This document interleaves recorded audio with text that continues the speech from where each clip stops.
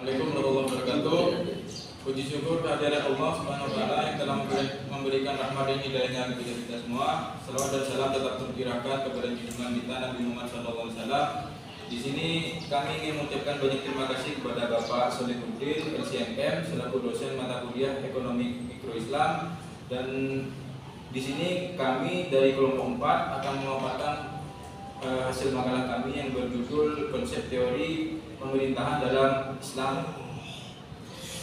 Langsung saja ya ke pemateri pertama yang dibawakan oleh Saudari Lisa. Dipersilakan. Baik, saya selaku pemateri pertama. Sini saya akan menjelaskan yang poin A, yaitu pengertian teori permintaan dalam Islam. Permintaan dalam dunia ekonomi sering disebut dengan istilah demand, yang berarti suatu keinginan konsumen untuk membeli suatu barang pada berbagai tingkat harga selama periode waktu tertentu. Atau dapat disimpulkan bahwa permintaan itu adalah banyaknya jumlah barang yang ada dalam suatu pasar dengan tingkatan harga, tingkatan pendapat, serta dalam periode tertentu. Dalam ekonomi Islam, permintaan juga memiliki definisi sendiri. Menurut Ibnu Taimiyah, permintaan adalah hasrat terhadap sesuatu atau jumlah barang yang diminta. Secara garis besar, permintaan dalam pengertian ekonomi Islam sama dengan pengertian pada ekonomi konvensional. Dalam ekonomi Islam, setiap keputusan ekonomi tidak akan terlepas dari nilai-nilai moral dan agama, karena setiap keinginan senantiasa dihubungkan dengan syariat. Norma dan moral Islami yang merupakan prinsip Islam dalam perekonomian merupakan faktor yang menentukan suatu individu maupun masyarakat dalam melakukan kegiatan ekonominya. Dalam teori permintaan Islam, ada faktor lain yang sangat mempengaruhi tingkat permintaan suatu barang, yaitu kehalalan dan keharaman suatu barang dengan tingkat harga yang rendah sekalipun tidak ada peningkatan permintaan terhadap barang tersebut jika terdapat barang tersebut haram. Kegunaan dari teori permintaan ialah untuk menetapkan berbagai faktor yang mempengaruhi permintaan. Jumlah permintaan barang akan bertanding terbalik dengan harga.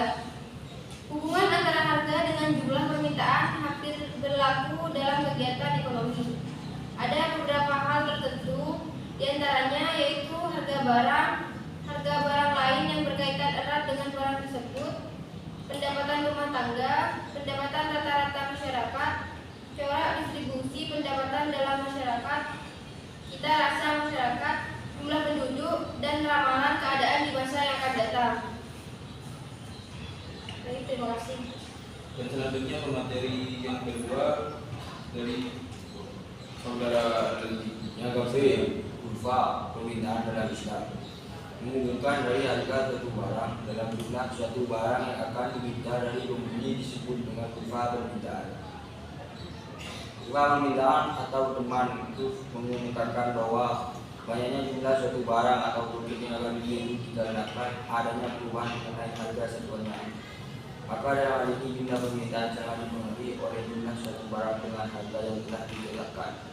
Dapat dituliskan hubungan antara jumlah permintaan dan harga ini sebagai suatu persamaan IIT dengan FP 2,2.1.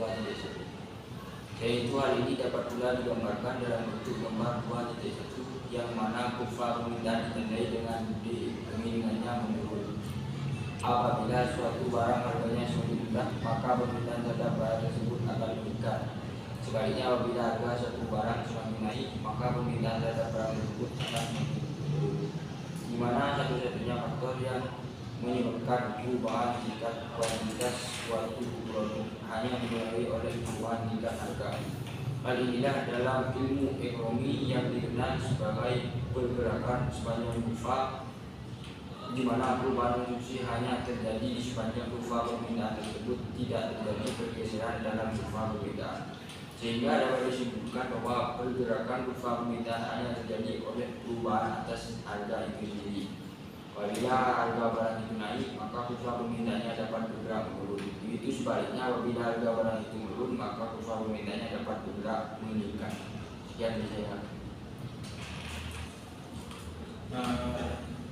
Selanjutnya dipaparkan oleh saya sendiri poin C, yaitu konsep permintaan berupa barang halal dan haram. Permintaan yang dilakukan seorang muslim sesungguhnya harus permintaan yang dapat menciptakan maslahat, yaitu permintaan yang akan memberikan kepuasan dunia dan akhirat.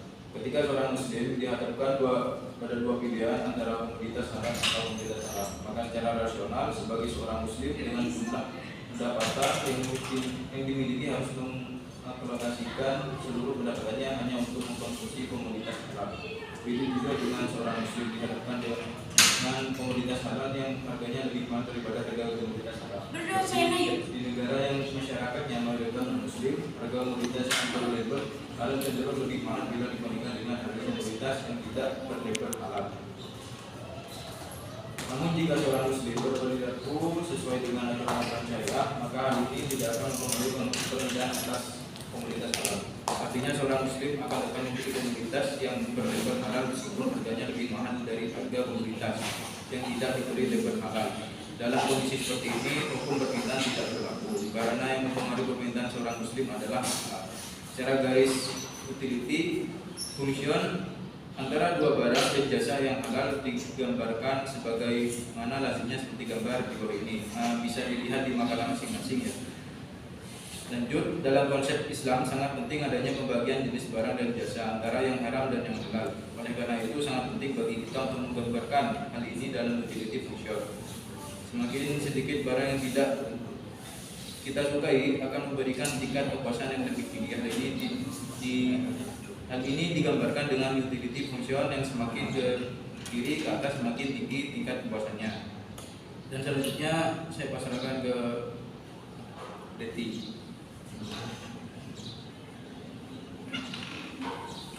Saya akan menambahkan dari poin B, yaitu kurva permintaan dalam Islam, yang mana kurva permintaan bukan hanya selain harga, tentu ada faktor lain yang dapat menyebabkan perubahan kurva permintaan, yaitu pendapatan. Pendapatan merupakan salah satu contoh dari faktor lain tersebut, di mana pendapatannya yang semakin tinggi, konsumen dapat membelanjakan lebih banyak uang untuk barang apa saja.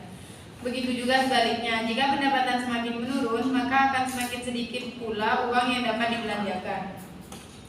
Faktor-faktor selain harga yang mengubah kurva permintaan dalam ilmu ekonomi dikenal sebagai pergeseran kurva permintaan, di mana kurva permintaan akan bergeser apabila terjadi perubahan selain harga. Kurva permintaan dapat bergeser ke arah kanan maupun ke arah kiri tergantung perubahan yang terjadi. Bisa dilihat dari gambar yang di bawah, apabila terjadi kenaikan pendapatan, maka kurvanya itu akan bergeser ke arah kanan. Namun apabila terjadi penurunan, maka kurvanya itu akan bergeser ke arah kiri. Dalam merumuskan hukum permintaan tersebut, diasumsikan atau dijelaskan bahwa permintaan terhadap barang atau jasa yang dibutuhkan harus terpenuhi. Atau dengan kata lain, ada faktor selain harga yang dianggap tetap. Contohnya yang di sini ada tabel permintaan, yang mana harga telur yang semakin mahal, itu jumlah barang yang diminta akan semakin sedikit. Ataupun sebaliknya, jika harga telur itu semakin murah, maka jumlah barang yang diminta itu akan semakin tinggi. Mungkin itu tambahan dari saya, kurang lebihnya saya mohon maaf. Kami dari kelompok 4